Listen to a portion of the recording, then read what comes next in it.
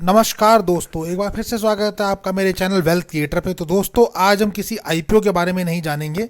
आज हम कुछ डिफरेंट टॉपिक पे बात करेंगे दोस्तों, जो कि बहुत ही कॉमन टॉपिक है और सब जगह ही डिस्कस किया जाता है। बेसिकली दोस्तों, आपने देखा होगा कि हम कमाते तो बहुत हैं, पर हमारे पास कुछ भी सेव होता नहीं है। हमारी सारी कमाई कहाँ जाती है हमें पता नहीं चलता। महीने के शुरू में सैलरी आती है और महीने के आखिरी में कब खत्म हो जाती है हमें पता नहीं चल पाता कि कहाँ गई।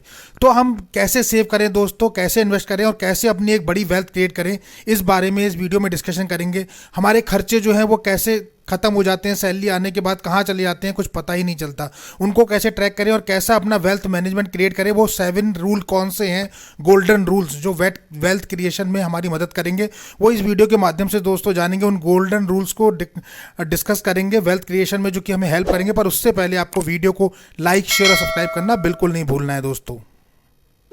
तो अब वीडियो में आगे बढ़ते हैं दोस्तों और बात करते हैं। दोस्तों, अगर आप लॉन्ग टर्म में वेल्थ क्रिएट करना चाहते हैं तो उसके लिए सबसे इम्पॉर्टेंट पॉइंट है डिसिप्लिन होना। तो आज हम इस वीडियो के माध्यम से वो डिसिप्लिन करना सीखेंगे और जल्द से जल्द कैसे फाइनेंशियल फ्रीडम को पाएं ये भी जानेंगे। इस वीडियो में हम 8 वेल्थ क्रिएट करने के डिसिप्लिन सीखेंगे। सो 8 चलिए हमारे साथ। और अगर वीडियो पसंद आए तो वीडियो को लाइक, शेयर और सब्सक्राइब करना बिल्कुल ना भूलिए। फर्स्ट थंब रूल है इमरजेंसी फंड, या इसको हम 1 ईयर फाइनेंशियल रनवे फंड भी कह सकते हैं।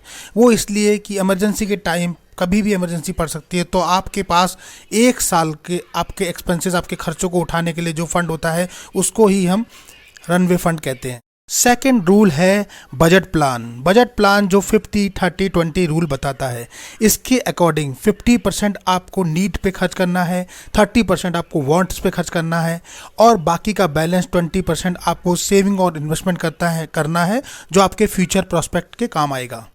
नंबर 3 पॉइंट आता है इक्विटी में निवेश करें। सो ये एक बहुत बड़ा क्वेश्चन है कि इक्विटी में कितना निवेश करना चाहिए। सो यहाँ रूल आपको बताता है कि इक्विटी में अगर आपकी एज जितनी भी हो उसे आप 100 से माइनस कर दीजिए, जो भी पोर्शन आएगा उस प्रोपोर्शनेट में आपको इक्विटी में निवेश करना है। सपोज अगर आपकी एज है 40 ईयर्स और 100 से 40 करते हैं तो 60 आता है, तो आपको 60% जो है अपने पोर्टफोलियो का इक्विटी में निवेश करना चाहिए। चौथा थंब रूल है मैक्सिमाइज लोन एलिजिबिलिटी। आप बैंक के हिसाब से आपकी मंथली सैलरी का बैंक आपको 50% तक लोन कर सकता है, लेकिन थंब रूल ये कहता है कि आप अपनी मंथली सैलरी का मैक्सिमम 30% तक ही लोन लें, इससे ज़्यादा लोन बिल्कुल भी ना लें। 5वां थंब रूल है कार बजट। इस रूल का फंडा यह है कि हमें अपनी इनकम के अकॉर्डिंग ही गाड़ी परचेज करनी चाहिए। यह थंब रूल कहता है कि आपकी 6 महीने की सैलरी जितना ही आपको कार लोन लेना चाहिए। यानी अगर आपकी मंथली इनकम 50,000 है तो आपको 3 लाख तक का ही कार लोन लेना चाहिए। ध्यान रखें कि आपकी कार लोन की EMI आपकी मंथली इनकम के 10% से ज़्यादा नहीं होनी चाहिए। छठा रूल यह दर्शाता है कि घर खरीदें या किराए पर रहें। यहाँ पर 4% का रूल काम करता है दोस्तों।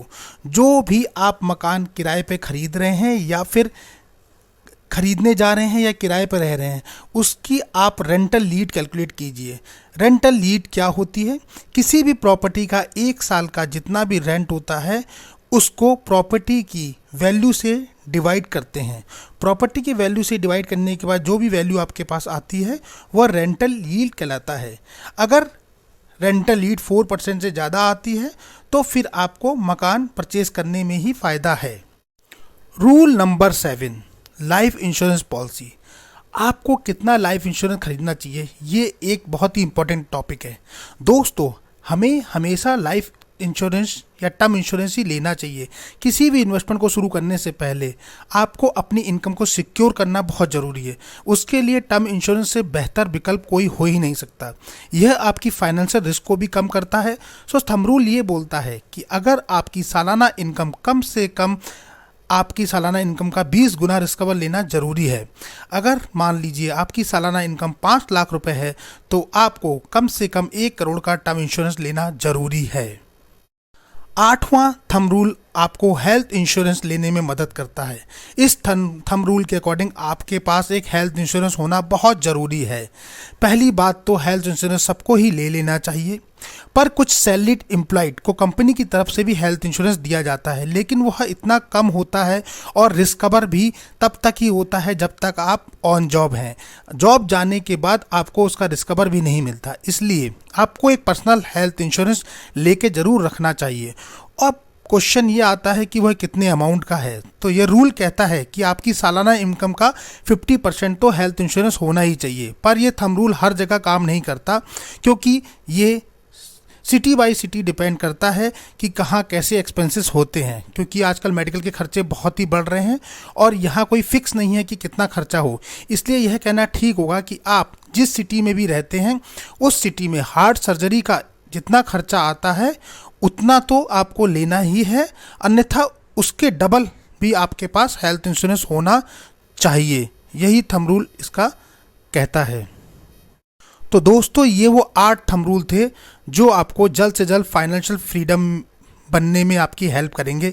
इन थंब रूलों पे आप अगर अपनाएंगे तो ज़रूरी है कि आप जल्द से जल्द फाइनेंशियल फ्रीडम को अचीव कर लेंगे। तो आज का वीडियो आपको कैसा लगा हमें कमेंट में ज़रूर लिखिएगा, और वीडियो को लाइक शेयर और सब्सक्राइब करना बिल्कुल ना भूलिए। अगर आपको लगता है कि इन्फॉर्मेशन अच्छा है तो इसको बिल्कुल अपने दोस्तों में भी शेयर कीजिए। सो जल्दी मिलते हैं नेक्स्ट वीडियो में, तब तक के लिए नमस्कार।